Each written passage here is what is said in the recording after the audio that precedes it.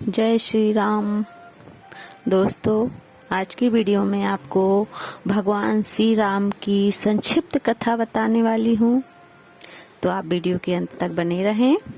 त्रेता युग में रावण नाम का परम प्रतापी राक्षस हुआ। उसने अपनी अपूर्व तथा कठिन तपस्या से ब्रह्मा जी को प्रसन्न कर देवता, दानव, गंधर्व किसी के द्वारा भी न मनने का वरदान प्राप्त कर लिया। उसके बाद उसने अपने भाई कुंभकर्ण के साथ राक्षसों की विशाल सेना लेकर तीनों लोकों पर विजय प्राप्त कर ली। उसके आदेश से उसके सैनिक धर्म को निर्मूल करने का हर संभव प्रयास करने लगे। वे यदि कहीं किसी को धर्माचरण करते हुए देख लेते तो उस नगर में अवग्राम को जला देते। अब चारों ओर राक्षसों का आतंक छा गया। उस समय पृथ्वी देवताओं एवं ब्रह्मा की प्रार्थना से द्रवित होकर साक्षात श्री हरि अपने अंशों के साथ अयोध्या में महाराज दशरथ के यहाँ श्री राम रूप में अवतार लिया। भगवान श्री राम के अवतार का उद्देश्य असुरों के अत्याचार का अंत, देवताओं की सुरक्षा, भक्तों को सुख देना तथा धर्म की स्थापना करना था। भगवान श्री राम का शौर्य अद्भुत था। महर्षि विश्वामित्र के साथ जाकर श्री राम ने मारीच, सुबाहु आदि राक्षसों का देखते ही देखते संहार कर डाला और उनके यज्ञ की रक्षा की। मार्ग में शिला के रूप में पड़ी गौतम पत्नी अहिल्या का उद्धार किया। जनकपुर में सीता जी का स्वयंवर हो रहा था। वहां भगवान श्री राम ने शिव धनुष को बात ही बात में उठाकर उसकी डोरी चढ़ा दी और खींचकर बीचों बीच से उसके दो टुकड़े कर दिए। भगवान की अभिन्न शक्ति श्री लक्ष्मी जी ही सीता के नाम से जनकपुर में अवतरित हुई थी। बेगुणशील अवस्था तथा सौंदर्य में सर्वदा भगवान श्री राम के ही अनुरूप थी। भगवान ने शिव धनुष तोड़कर उन्हें पत्नी के रूप में प्राप्त किया।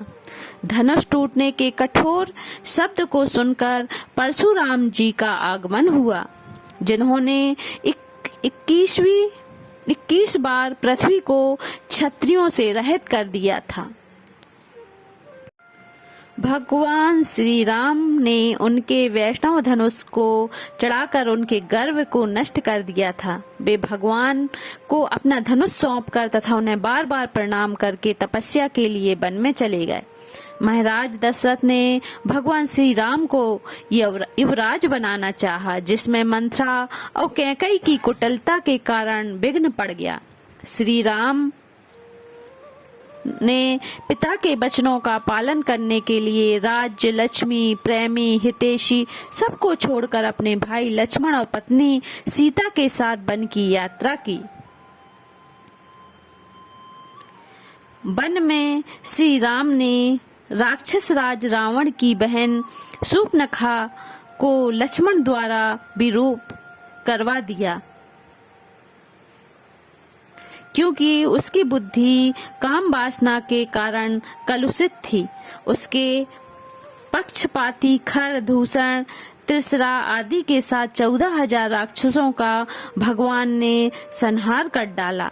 रावण ने छल पूर्वक मारीच को स्वर्ण मृग बनाकर विदेह नंदिनी सीता जी का हरण कर लिया। तदंतर भगवान ने जटायु का दाह संस्कार, कबबंधन का संहार तथा सुग्रीव से मित्रता करके बाली का वध किया और बंदरों के द्वारा अपनी प्राण प्रिय सीता जी का पता लगवाया।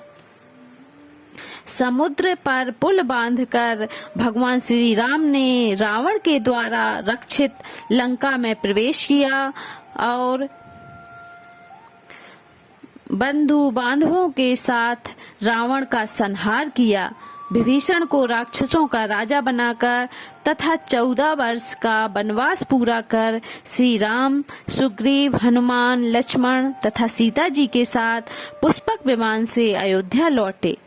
उस समय मार्ग में ब्रह्मा आदि लोकपाल उन पर प्रेम से पुष्पों की वर्षा कर रहे थे। नंदीग्राम में तपस्या कर रहे श्री भरत जी को गले लगाकर भगवान श्री राम ने अपनी प्रजा तथा भाइयों का अभिनंदन स्वीकार करते हुए अयोध्या में प्रवेश किया।